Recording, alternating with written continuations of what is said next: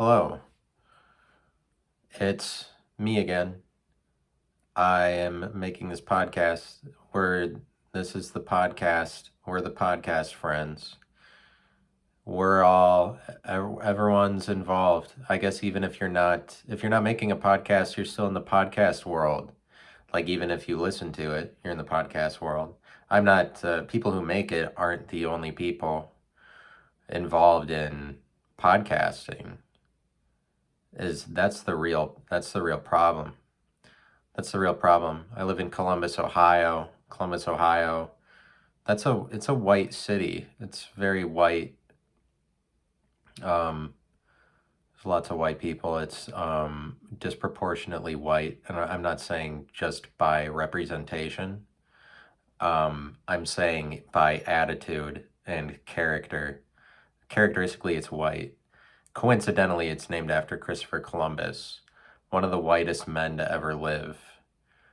One of the great whites. He's the great white shark of the North. He's the great white North. The great white North, that's Columbus, Ohio, because it's named after Columbus. And I mean, it's not really that far north. They don't get a ton of snow. I don't think the rest of Ohio is necessarily white, but Columbus is. What I find is that it's kind of woke and it's kind of white. It's woke just meaning PC, or um, what that means is politically correct. That's a term. It's a statement. That's a statement. The only thing you can be is yourself. That's up for debate. Let's see. All right, how far are we willing to go with that premise? The only thing you can be with yourself is yourself. I'm not so sure. Let's dive deep. That's the only thing you can fucking be is yourself. I don't like there's not more. Oh, not well, but I'm also Leanne Rhymes too. I'm Sacha Baron Cohen at the same time. Sacha Baron Cohen, on the surface, you would think is an ice skater, but no. Like if you just heard the name, you'd think that's an ice skater. It's not. I'm part Barry Goldwater. I'm part Bob Dole. Um, I'm part John Kerry. The politics of John Kerry. I'm kind of a mishmashing of. I'm a big Kamala Harris's politics, a huge supporter of her politics. That would be funny if you were seriously trying to convince me that uh, she has political stances. Or, I mean, like she's anything more than just a cardboard cutout or a suit.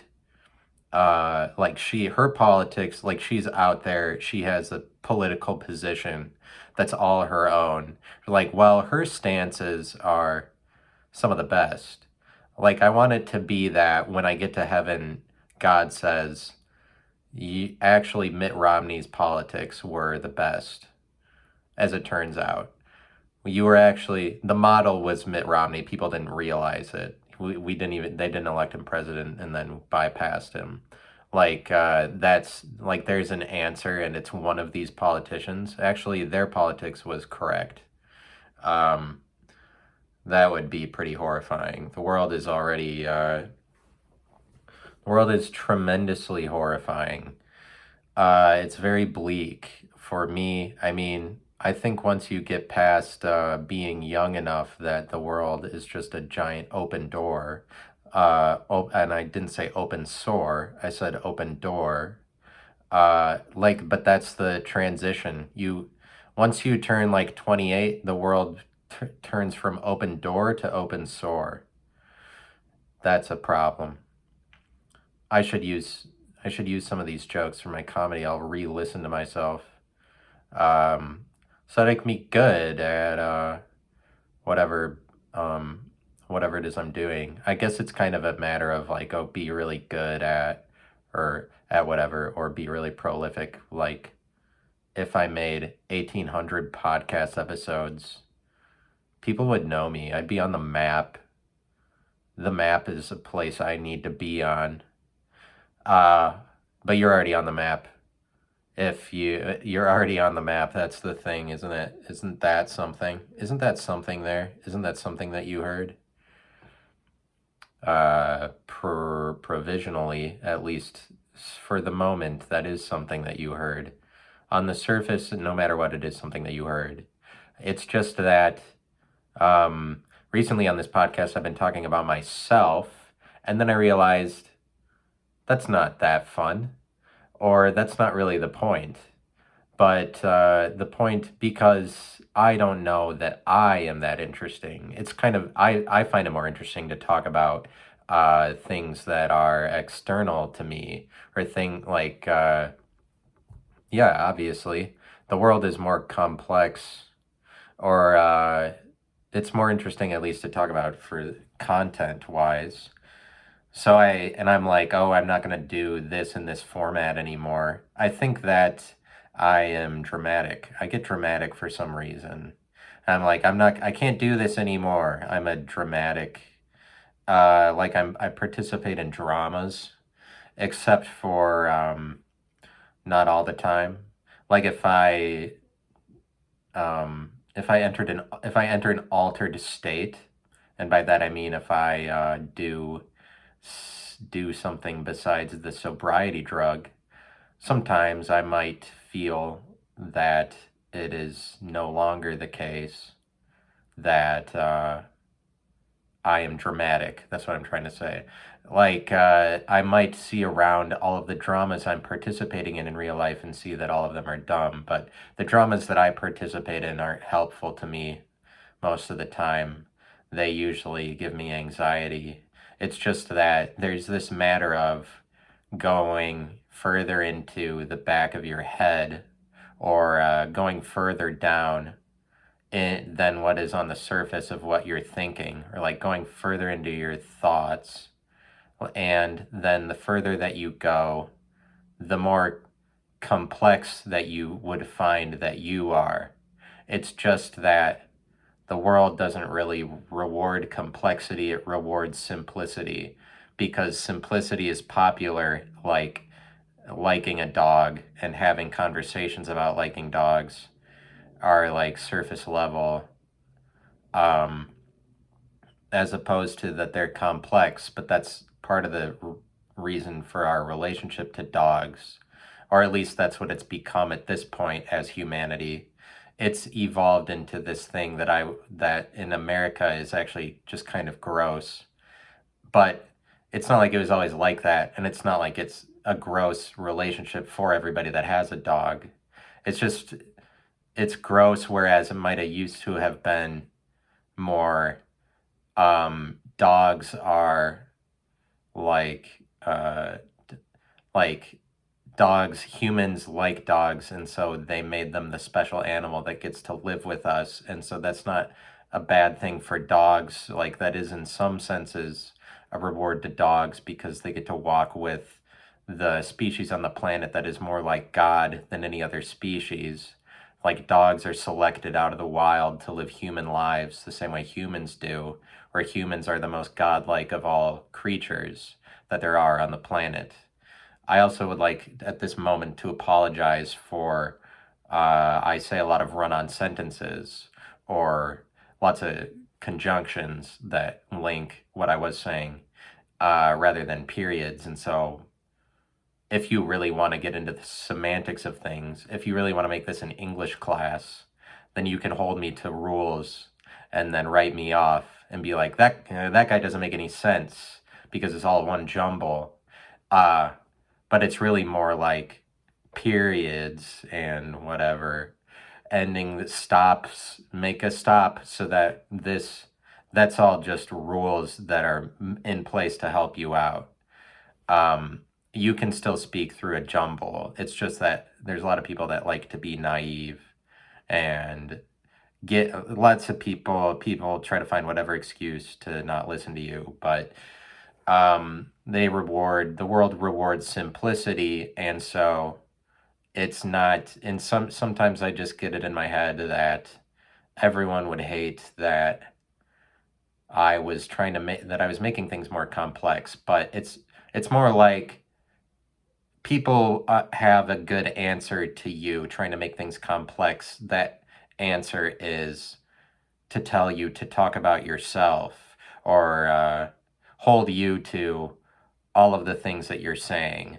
But I'm saying that it's kind of like the more complex you get is really the more that you're just talking about things that are more and more unrelated to you or like outsourced from you because I mean the more that you're talking about things on the surface is the more that you're just repeating the thing that happened to you the other day or whatever. But like I like that.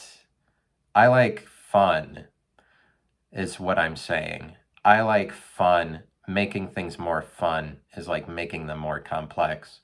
The world in what I've seen, they don't really like fun, at least not fun that's completely out of control. I'm talking about out of controlness.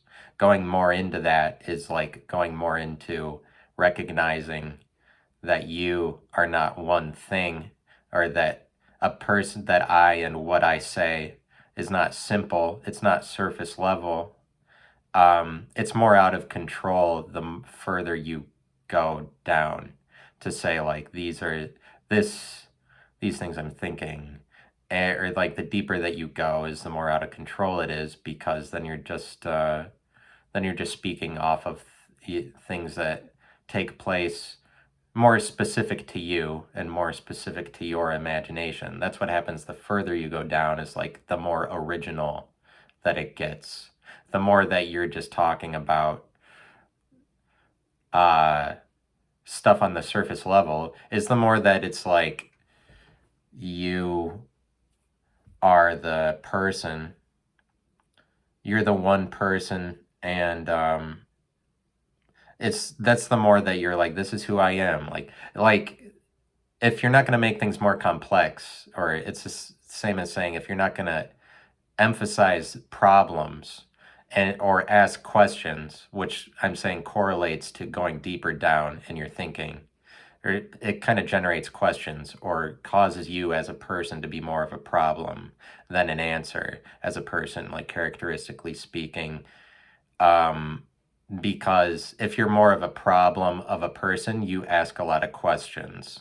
But there are some people that are like, why are you asking so many questions? Like, because if things aren't simple to you, you're just going to try to figure out more and more. But it's like, if you're like, this is who I am, is like, I found my true self. If you don't have a problem in the area of like, who am I really, or like, I'm this way around these people, I need to get to my true self so that this person really gets to see who I am, or anything like that. It like, because I have this problem all the time, like constantly. What is the true self? Or like I have the problem. The question comes up so much to me that I'm tired of it at this point. I just know that it's a mainstay in my life. Like this question, because the problem is probably for me and for most people is that you're never there, or like when will I get to it or something. But like I'm kind of over it. I don't ask myself that question anymore, and so it becomes less of a thing. But I feel like the answer is that, just as the answer often is for me, the answer is that there is no one answer. I am many different people, and it's also it's dependent on the context. In the same way that I appear in many different contexts, there's no one way that I am. I also have to channel myself through the context, and different contexts are different games with different rules. Even one bar to another, is those are different rules, because it's a different management, different location, different bar, different vibe that they want to put out, different product that they're selling. One bar to another, is those are two different contexts all on their own. Besides that, a bar is a different context from a park, or or walking around in a downtown or anything. Uh, but they're like, if you were a good comedian, maybe being a good comedian is more about how many contexts that you can appear in and still be good, or that like how many rooms you can play in. It's basically what makes you the best comedians, because the best comedians move a lot or don't get contained to one city or one bar or one set of bars, and they move to different bars and different cities with different bars, or clubs as opposed to bars. Like, the best comedians could play in any bar, but it's like they can channel themselves through successfully through a lot of different contexts. Like, a comedian maybe works for who's being anybody who's being a fame whore. They're like, it's like, if you're popular, it would speak to that you can appear likable in lots of different people's homes.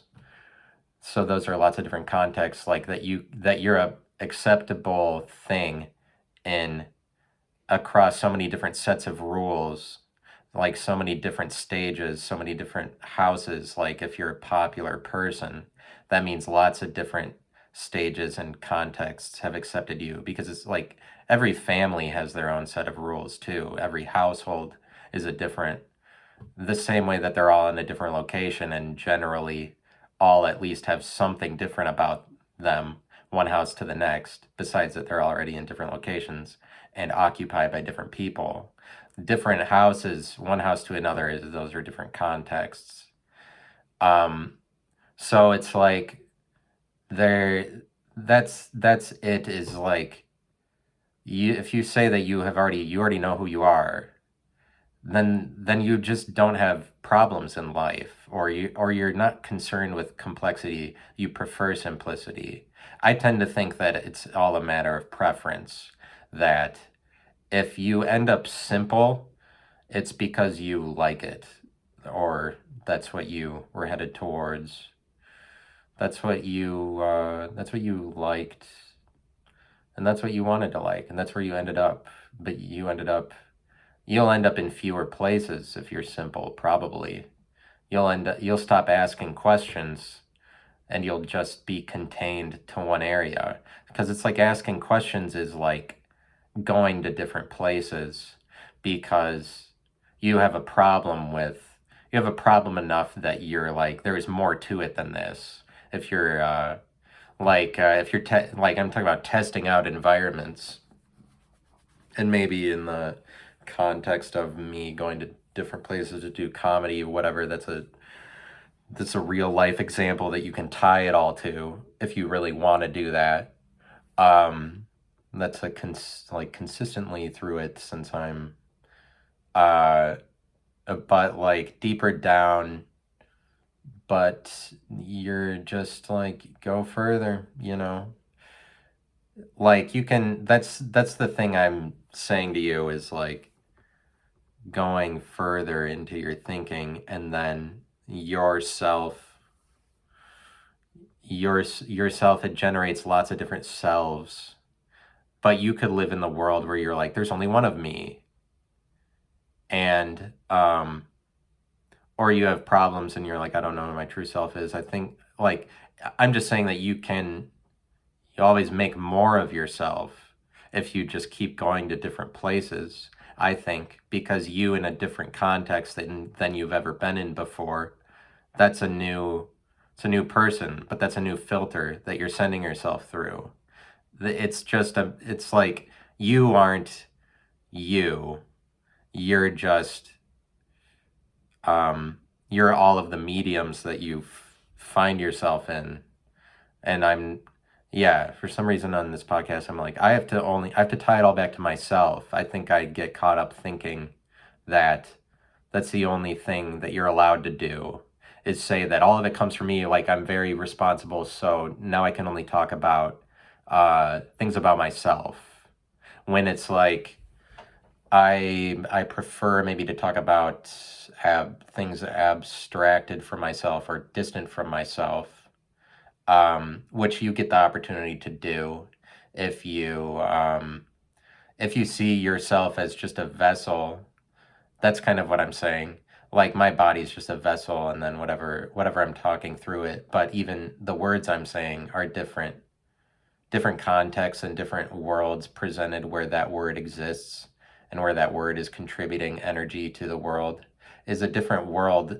The world where the word understanding is contributing to the world is a different one than a world that had never figured out that word. Because if if we just had different words for understanding, or we came to understand understanding differently, then we would just have it would, whatever word it was would make a different cultural impact because people would be channeling themselves through like a different, slightly different idea and then slightly different characteristics. Like if trust is the only word we ever came up with, then you wouldn't have this whole culture that develops around understanding and what it means to understand or be understood. And you're like different I me as lots of different people. So let's talk about schizophrenia. But that's what I'm talking about, I guess.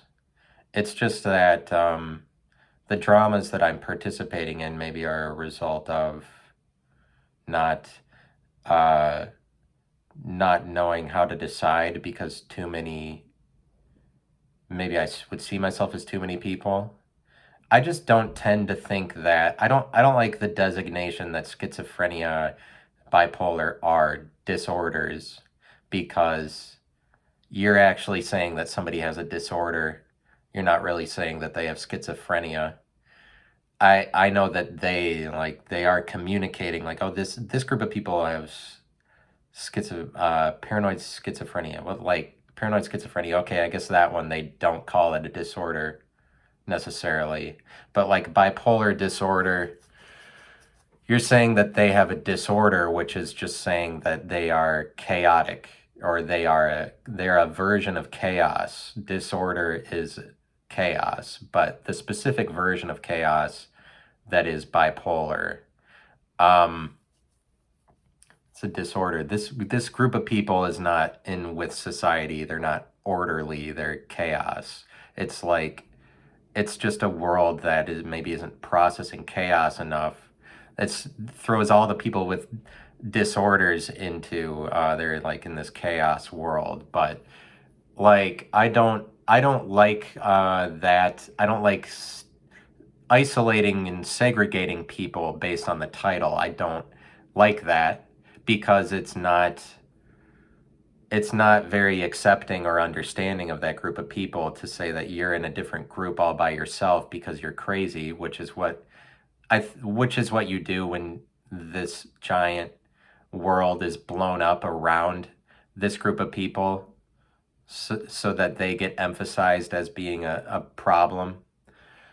Um, it's kind of romantic for the rest of the world to when they can get people to accept that title and like share accept that they are an outsider or that they're on the outside. It's a drama, but the problem that I have is that it's a little bit secretive because when it becomes a matter of a title like that, things then start to happen in secret the same way that walls are up around people with schizophrenia, people that are diagnosed with it, people with schizophrenia and bipolar. The walls are up around it, and then where those problems are hashed out are in counseling sessions that are secretive, and those are fine. It's just that it becomes characteristically secretive um, because of like the distance that is presumed to be there between that group of people and the rest of the world.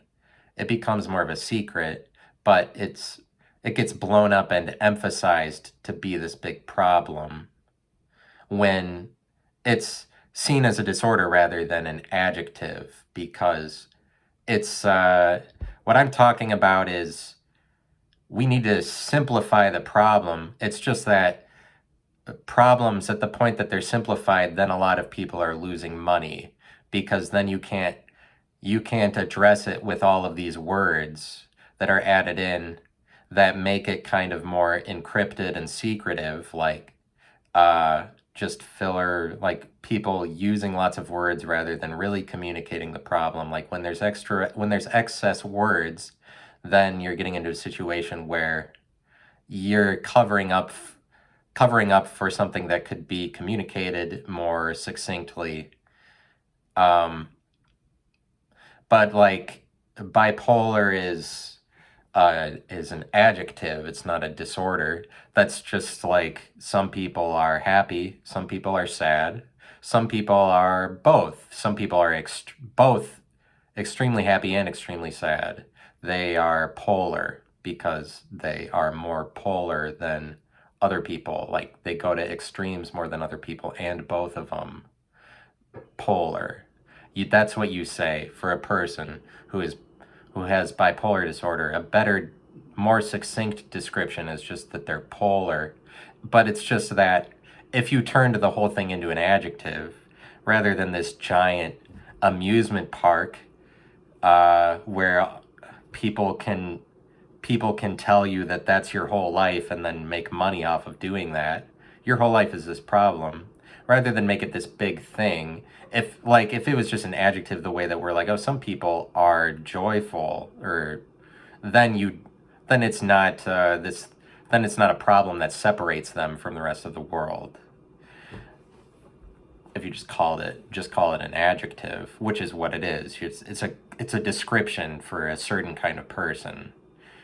It's not that it doesn't have to be so mysterious, but like when you're giving somebody this jazzy ass name like paranoid schizophrenic, like oh wow, but it's it's not like the world's fault that happens. It's also the fault of the people that are like, yeah, that is my whole thing.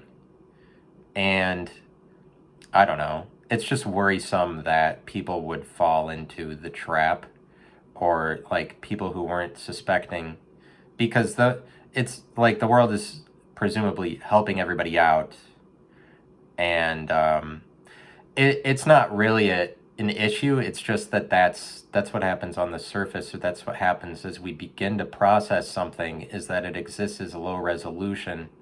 So it's like coming up with the term isn't bad, but making it more complicated is. I've just discussed these things before, but the it's like when the world figures something out, they know it pretty stupidly at the first instances of something, like first uncovering things when they're first revealed. Um, People don't know what they are, like a cryptocurrency or an emerging industry, or like when the internet emerged. People didn't know what it was, and so they talk about it in stupid terms because they don't have a deep perception or understanding of it, like when the internet first came about. And so society's relationship to the internet is stupid, low resolution. But the more data that you collect, the more instances of it that people see, is the deeper that the perception of it gets. But it's like this is the way it works for everything. Everything that's new, you're just waiting on more data. But that's what we have with our relationship to aliens, is we don't know if there's aliens out there, and that's so we just have this term that's kind of stupid that we put over everything. But it's the same with disorders. Like we don't know the extent of chaos really, and so we run into things in life as a society that border on chaos, which are people that are disordered, or anything, or fractals, things that go on infinitely. I would argue problems, like problems are more infinite, but I'm talking about things that are characteristically infinite are chaotic, fall in the chaos category. And chaos is just the word for all versions of infinite kinds of things. But it's like questions are more infinite and answers are finite, because the answer is more this is the answer. It's like the given answer, whereas the question is like could generate infinite answers. Is why you wouldn't say it was the same thing as an answer, but um,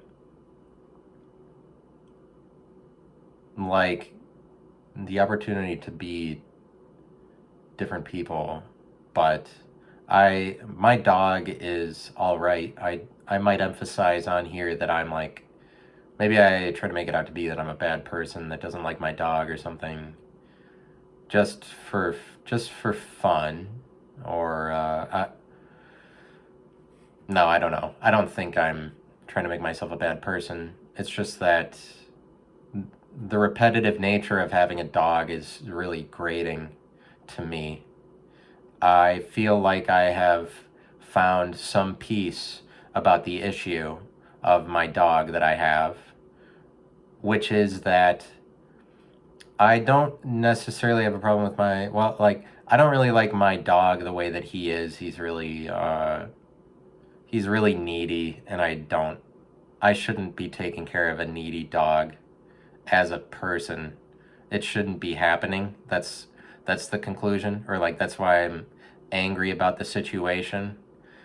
Um, there's something to be said about getting rid of him. Actually, I shouldn't I shouldn't be having a dog, but also it's not really the dog that I'm angry at, even though I'm not a big fan of him as he is. It's more just the society does acrobatics around it to like they're not coming out with what they mean to say, I don't think. I think that society is using dogs to place blame on the people that own them or something. It's kind of this thing where the dog is used as a medium for blame to be projected uh like off of the dog or something. It's almost like people get dogs so that they can project their problems onto the dog and then take care of them physically or something like that. Like that's it's like therapeutic for some people maybe. Like because a dog can accept blame because it's this kind of unassuming animal. Um, but at some point, we as people started collecting dogs. We're like, oh, dogs are the special animal, and so that's kind of a slight to all other animals, like birds that chirp at people or squirrels.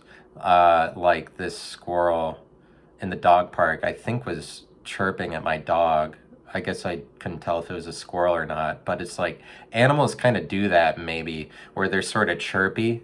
Even my dog is like all animals are kind of chirpy, or they like to mock.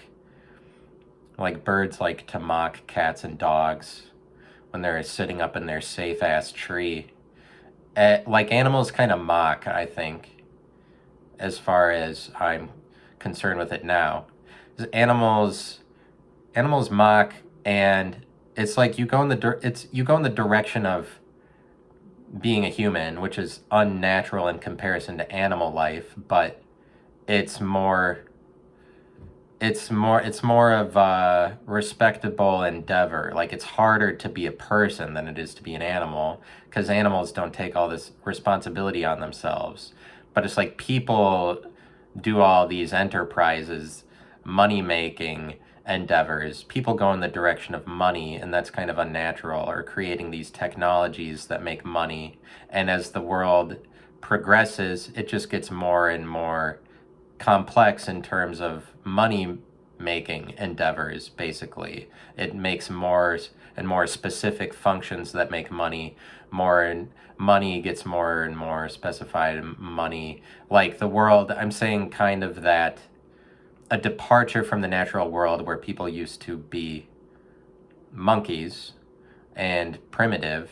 As we get less primitive, we go in the direction of making money or something. But coincidentally, there's all these people on Earth that get angry at people who make money, when making money is always more difficult than just sitting on your ass. Making money or creating some new thing and standing behind that is always more difficult. And it's really like the more money you have, that's even more difficult, because it's difficult to make money. is kind of the thing. You have to be predictive of the future, or like you have to you have to risk some things or something. And it's kind of like people like to chirp the way that animals do and get into the direction of being more primitive when and people do act more like animals when they're just repeating the same thing all the time, the way that animals do. If you're not being, like, more complex is kind of more unpredictable, or you're going in patterns that aren't discernible, people wouldn't know what you were going to do next. This is more like you have more control over the future if you're able to account for lots of situations that are about to happen rather than just a few of them, and change your course of action in lots. If you're able to potentially change your course of action in a lot of different directions, then you're going to be more unpredictable. And from the outside, especially from the way that the outside world sees it, rather than that you're repeating something all the time because you're not above the situation enough to see what, like, extenuating factors are corralling you into the same path over and over again, like an animal. Like an animal just instinctually, like, it has to eat, so it's gone to this same watering hole area to find food or whatever, like, or it finds the same garbage for its nest, like a bird. Fucking birds are living in garbage nests, for God's sake. This is going on. It's like birds think they can just live in garbage. Why don't you just live in the dumpster, birds? You're just collecting sticks and twigs. I mean, who cares about you? I guess God, according to the Bible. Well, God loves you. Birds, squirrels, possums. Possums get a bad rep, though. Like, we don't need to shit on possums, not on this podcast. But the world is coming around, though. They're starting to like possums a little bit more. Raccoons, I mean, they're the scourge of the earth. They live in gutters. Like, I was passing by a storm drain, and there's just a raccoon hanging out in there. And I'm like, dude, what's going on, man? I think you can just... Yo, what's up with that? You're living in that... Are you sure that that's the life you want for you and your children? Is this the example you want to set? I don't know. I was like, you need to lift yourself up by your bootstraps. Carry a rock for a mile just so you can prove to yourself that you can do it. Go for a run. Feel how strong your body is, raccoon. You don't need to live in that gutter forever. Is this how you want to be? Is this where you see yourself in 10 years? That's what I say. I say all of those things. I stop. I'm like, hey, dude, we need to correct for what you think that you are. I'm not sure that you've found yourself. Travel broadens the mind. Do you think maybe just clear your head, maybe find a place that you think you like, or a place you've always wanted to go, anywhere in the world. Clear your mind, and maybe you won't find yourself in these dire straits. You're more than that, I say to this raccoon. You're more than that. This storm drain, I don't see you that way. I don't see you that way, I said. I looked right into his eyes. I'm like, you're going to make me cry right now. You're going to make me cry. It's sad. It's sad objectively. That's what I told him. This is objectively sad, you pathetic ass raccoon. Look at your bitch ass in that gutter, bitch.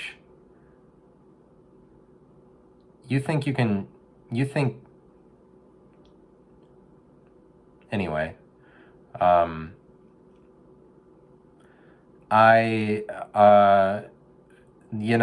then after I spoke to that raccoon, I moved on. I talked to no other animals that day, as far as I could tell. But so there's this dog I have, and what is interesting is the emotional problems that people tell you that your dog has when The entire situation is kind of like a giant emotional problem that humanity has, where they're collecting these dogs.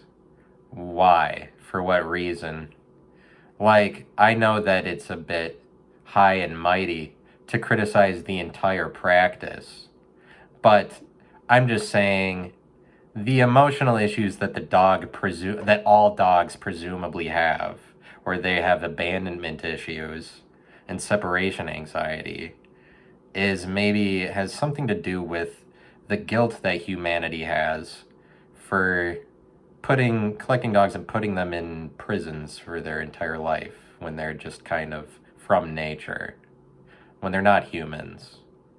There's emotional problems involved with the entire thing, and then people use dogs to get out of saying that humans have emotional problems, I think, because what does a person have to go through to get diagnosed with a mental illness, or that the rest of the people they know is going to like admit a problem or something? People who have a mental illness are guilty until proven innocent. A dog gets separation anxiety just by showing up. It doesn't even have to have it. It doesn't have to be proven in any way. You buy a dog, and boom, it has all of these abandonment issues. What? Every dog everywhere? Why is that? Just for showing up? But that's the thing, is that the rest of the world wants everything to be, you talk on the right authorities. Don't have a sense of entitlement because you only get to speak on the titles you deserve to speak on. And whatever. Or like things have to be evident and provably true. But all of that goes out the window for a dog, because the dog gets to just be, you get to make up whatever mystery that you want. It's completely unfounded, and unproven, whatever it is that you're saying happened to your dog. Because people are like, my dog started barking when he sniffed a penny, so we think that his previous owner was throwing rolls of pennies at him. And then everyone who hears that story is like, oh my God, that's terrible. Holy shit. It's immediately accepted as truth or as fact. Any bullshit story you make up about your dog just becomes fact, because that's what people use dogs to do. Because it's understood that everybody gets to use a dog as this blank slate to project whatever thing onto it, especially when there's like a year of its life that you don't know about. You get like, oh, it has so many problems because of that year of its life where anything could have happened, and people take that year and they run with it as far as they possibly can. They get to imagine whatever and tell other people about it, and other people validate them. It doesn't really make sense in a world that wants you to come up with facts for things or prove things. Anybody can make up whatever backstory about their dog and it's accepted as fact. I ran into somebody at the dog park that was like, their dog was barking at me. Their dog is barking at me, and she was like, oh, I don't know. Sorry about that. My dog doesn't like men.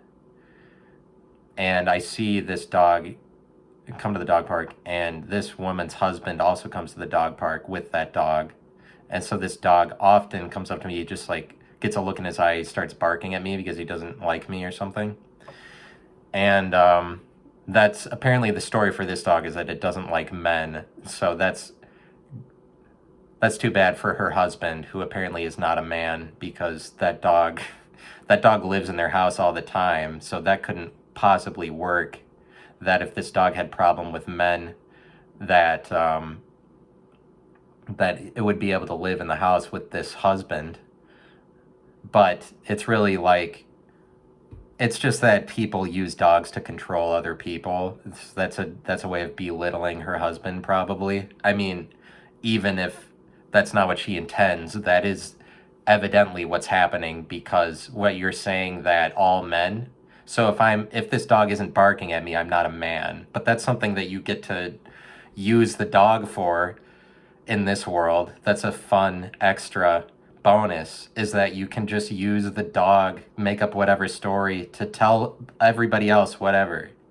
Somebody else I ran into there was like, all dogs are happy. And in the same conversation, she said, dogs are they're just the funniest thing. Like this superlative, as if that's true. And I know people are just throwing words around, they're just making conversation, whatever. Dogs are so happy. I don't think I've ever looked at a dog and thought, she said all dogs are happy. I don't think I've ever looked at a dog and been like, oh, that dog is happy. Because in my mind, being happy is kind of like being insane, for one. Like, oh, you're happy. That's what I think it should be used as, at least in the future. This was what will progress to do. Like the song Happy by Pharrell Williams. If you like that song, you're insane. If you don't, you're a normal person. You understand the parameters of the word happy are such that it's not so simple that we're all gonna like, oh yeah, we're all happy that you wrote a song called Happy. If you like that song, you're insane because too surface level is what I would argue. Too simple. Happy isn't just happy. It's also like, oh, you went happy. I mean, it's not really understood that way. I think that there is a future that we are creating as a world where we will increasingly recognize happy to be like, oh, you're crazy. Because happy, if you want to live in a world where everything is happy, then you like this, you're like, oh, yay, a song for happy, positivity. Positivity wins. I mean, you're getting into that already by having a dog, where everybody has dogs to be happy. They think that having a dog makes you happy, or at least that's the narrative spit out by everybody, is the happiness when the dog sees you and he's so happy. Even though, I mean, happiness is kind of superficial, really, isn't it? Or, I mean, there's an issue that people have with it, where in America we're like, oh, the pursuit of happiness, and what does that mean? And like, oh, the pursuit of happiness, that's what they said. At least that's what the movie The Pursuit of Happiness is about. They make that with Will Smith. They make that point. The pursuit of happiness, happy. I think that more sad is deeper, right? That's deep. Sad is more solemn. Maybe it's deeper. Happy is like, sad goes in the direction of more depth and correlates to this similar idea I'm talking about, where go further into what you're thinking, deeper into your thoughts, is more sad, but it's just more, sadness is more complex than happiness, but it's easy to like happiness. It's more easily accepted, or like, that you would find happy. But all dogs are happy. I don't need to be a part of that conversation, because my dog isn't happy. That would be a really simple-minded explanation for what he is. But people use dogs for all of these superlatives. Any superlative you want, it's always something different too. In the same way that every dog is different and they're memorable in different ways. Like, they have different quote unquote personalities, which I think you could say the word personality for a dog, because as Alan Watts pointed out, the word person was originally meant to describe a mask that people were wearing on a stage for a drama. Like, it's Latin for that, describes plays that were going on during Latin times, or whatever. But then over time, the world forgot that person actually just means mask. It means paired with sona, or paired with sound. There's like these masks that they were wearing in this play that had a voice amplifier built into them that allowed the people to speak louder for the audience. These personas. And over time, we just forgot that was the case, and we started calling people persons when person is a word for an actor. This is something that Alan Watts pointed out.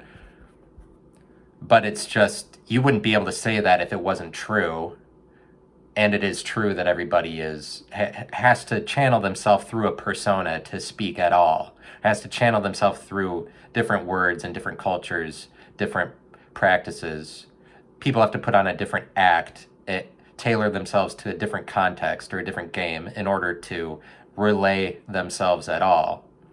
This is why it's possible for the world to forget that, oh, we're actually just calling everybody actors.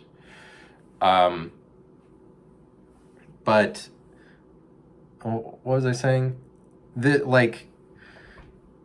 Anything, that's what I find, is that everybody seems to have different opinions about dogs, that it's like all dogs do this and then it's accepted instantly, even though none of them are verifiable. It's as chaotic as one dog to another, when the personality of one dog to another is already pretty different. Like, dogs are maybe just characteristically different enough that everybody is just coming up with any drama or narrative about their dog or dogs in general, and they're all acceptable, or like, that's probably why we have them, and we like the mysterious nature of dogs. They're unpredictable. I mean, we haven't figured out to this point why we continue to have them, or why we like them so much. That's why we keep buying it, or why it remains like a problem of sorts. It's something that keeps happening, something that people can make money off of. It's still a mystery. What do we got? 51 big old minutes from my white ass right here in this here chair with the backdrop of these here woods. Yeah, I apologize. I get dramatic. I'm like, I'm not going to do any of these anymore or whatever. What I fail to realize sometimes is that, like, oh, it's just Monday or something. Or it's like, I'm saying it's the week just began and I feel sad. Or it's the winter or something. I just get all caught up because I'm just such an emotional wreck. But I just am unstable sometimes, and then I'm stable other times. But the world is going to ask you to be stable. That's the thing too.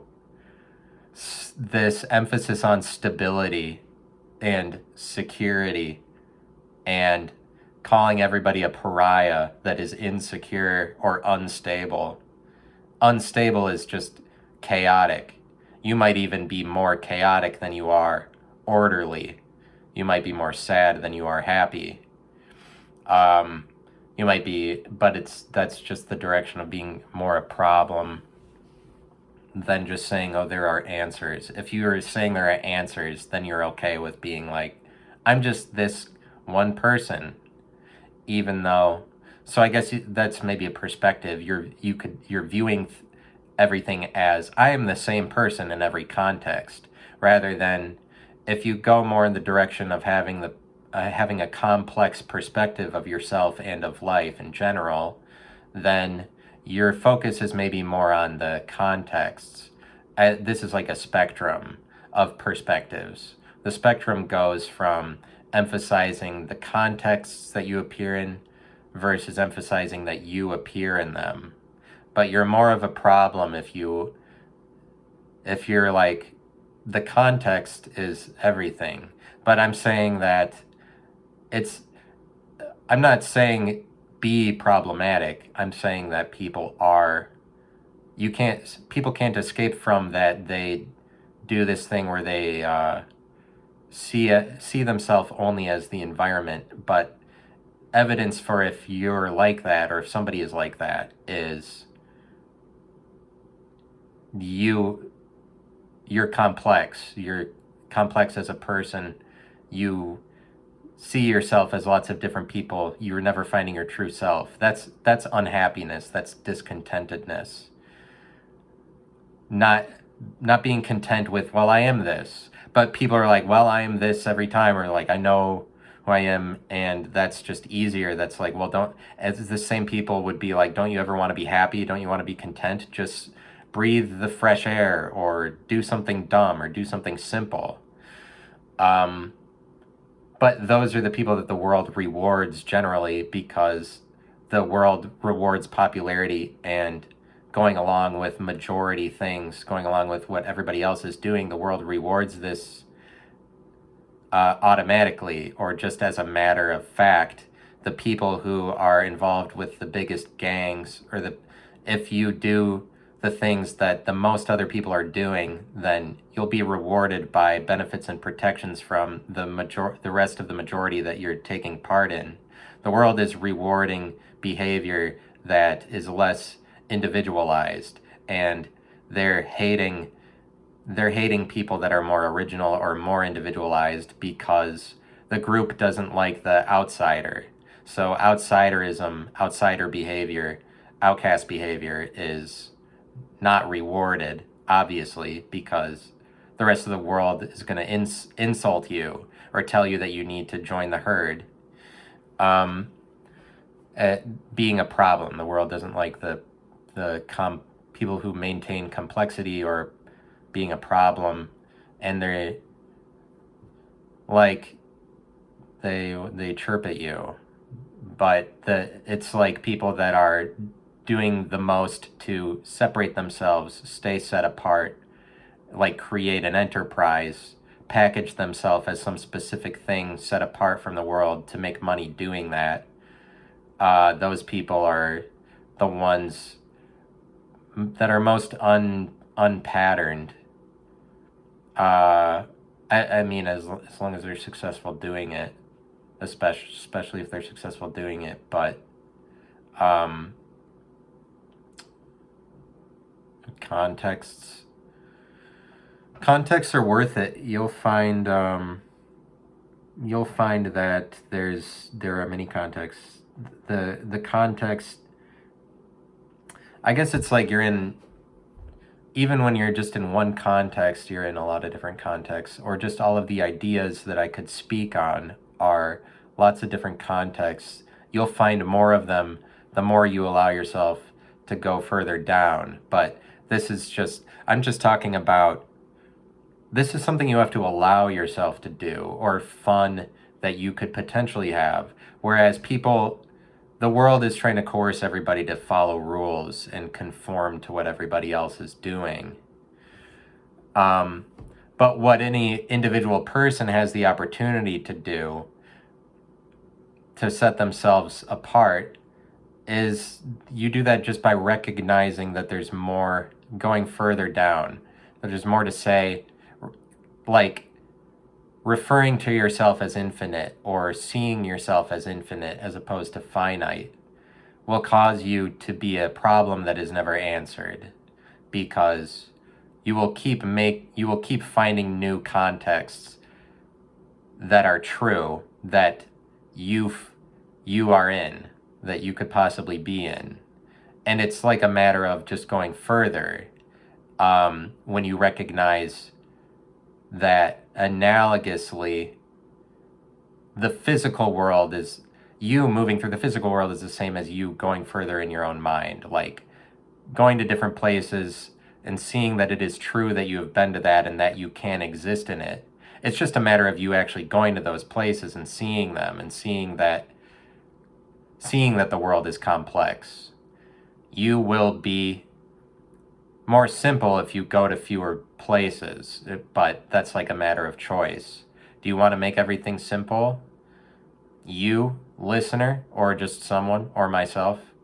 It's just that there's like a spectrum between me and then an audience, or like a world that could potentially hear it.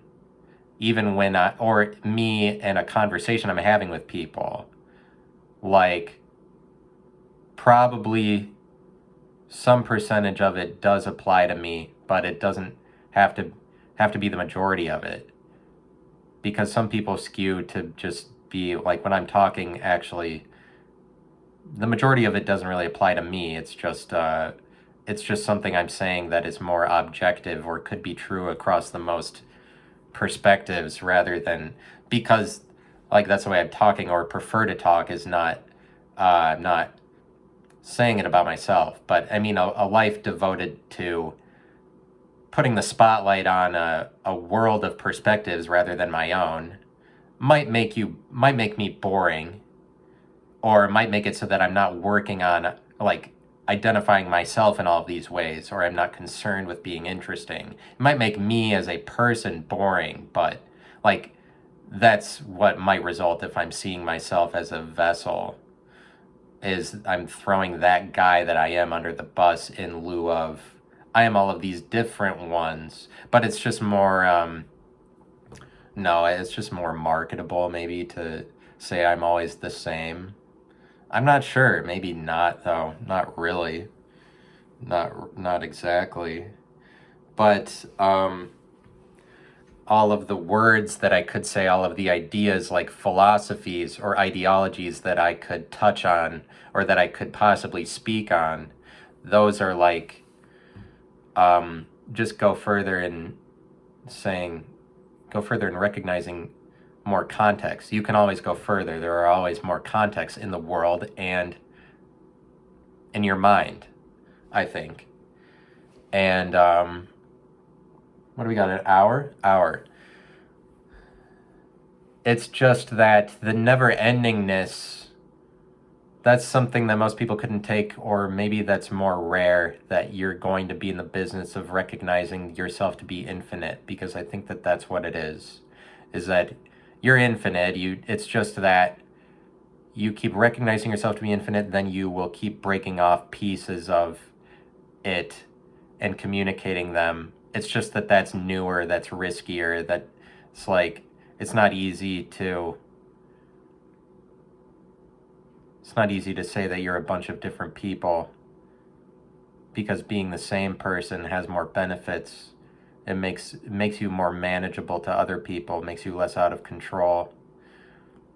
Infinite is more chaotic. It's chaos. It's uncontrollable.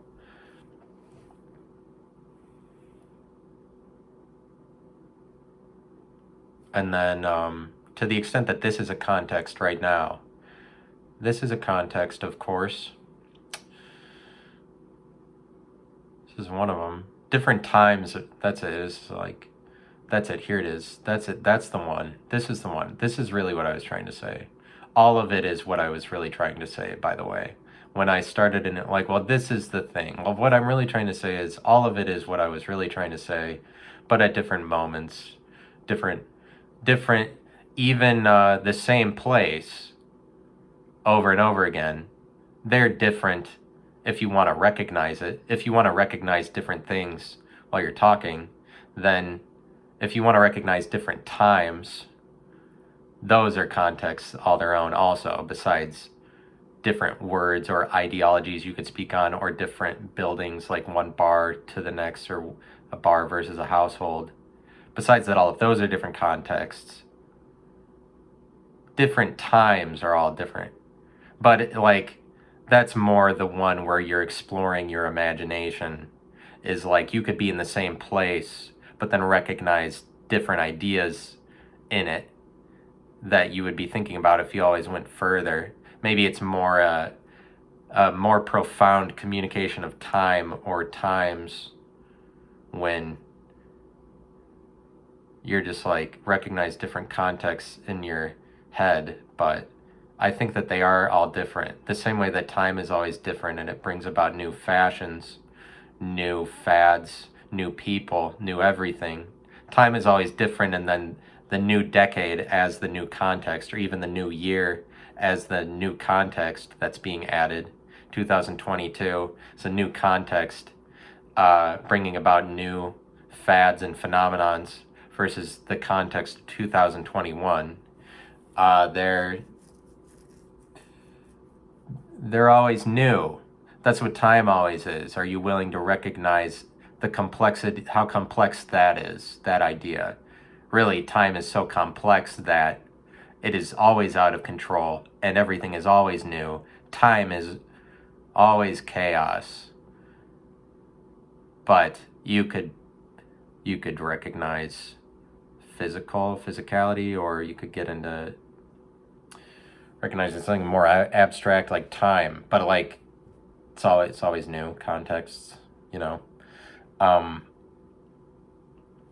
Thanks for sharing, I said to myself.